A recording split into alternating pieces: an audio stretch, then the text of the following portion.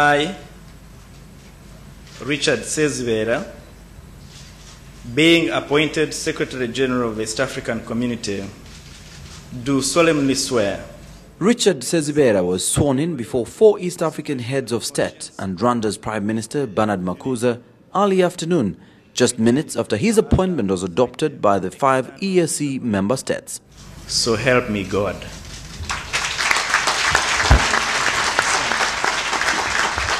Appointed by Rwanda's President Paul Kagame, Sezibera, previously Health Minister, takes over from Tanzania's Juma Mwapachu for a 5-year non-renewable term, heralding Rwanda's helm at the EAC Secretariat. In his outgoing remarks, Mwapachu paid glowing tribute to the incoming Secretary General. Richard has the youth, the temperament, the intellect, the diplomatic etiquette, a worldview. I've worked with him at the Society for International Development, and excellent interpersonal skills to move the EAC to greater heights. It is a pleasure and joy for me to hand over to Dr. Sezibera.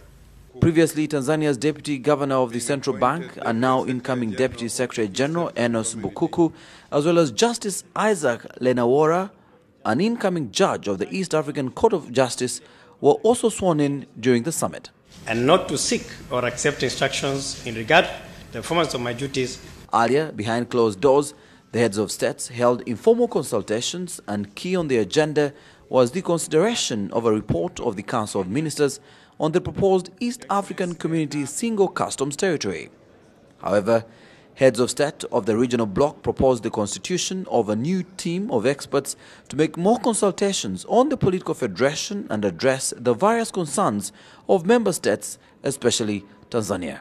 The summit observed that the report of the team of experts did not come out with clear and concrete proposals on how best to address the fears and concerns of East African citizens on political federation.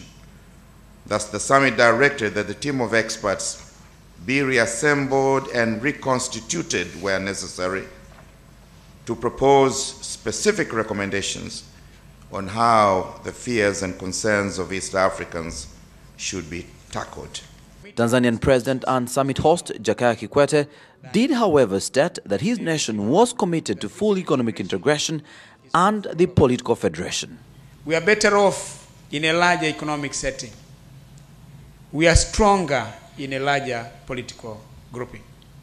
Addressing the summit, Burundi President and EAC Chairman Pierre Nkurunziza called for a quick implementation of the EAC Food Security Action Plan and climate change policy to address runaway inflation occasioning the food prices in the region.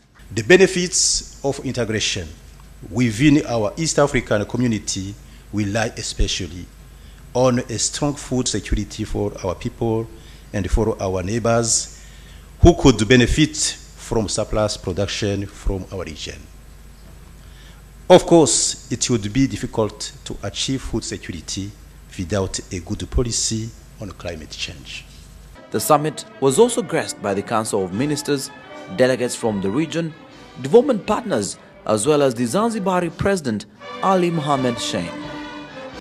As the East African community commemorates close to 10 years of unity, its theme at the 9th Extraordinary Summit, EAC in its second decade, opportunities and challenges, the EAC looks set to take on greater challenges, food security and climate change in light of the increasing food and commodity prices in the region.